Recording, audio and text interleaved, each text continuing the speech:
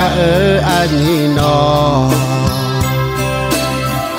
đô bé nó cảm nhà lẽ ho cho nên nó pha cho lụa ngà cả anh nó gà bờ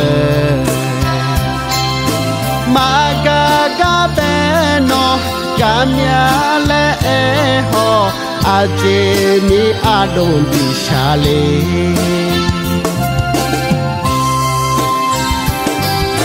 oh ado ga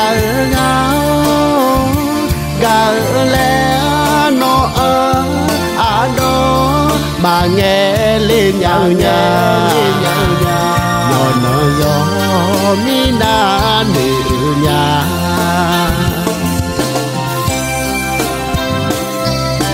mà nề ni nghe má lệ tu khó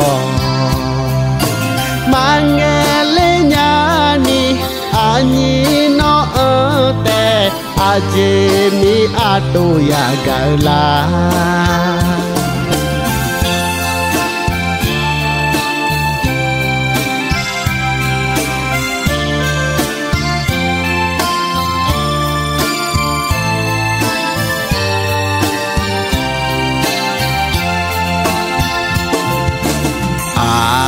đồ cả anh nó đồ bé nó cảm nhà lẽ ho cho nên nó pha cho lụa ngà cả anh nó gà bờ mà cả bé nó cảm nhà lẽ ho aje ni adon di shale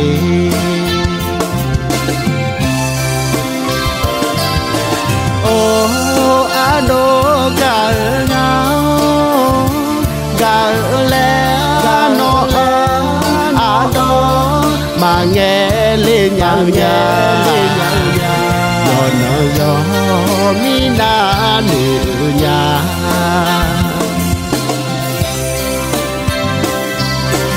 mà nề ni nghe má lệ tu khó mà nghe lệ nhà ni anh nó ở tè aje ni ado ya gala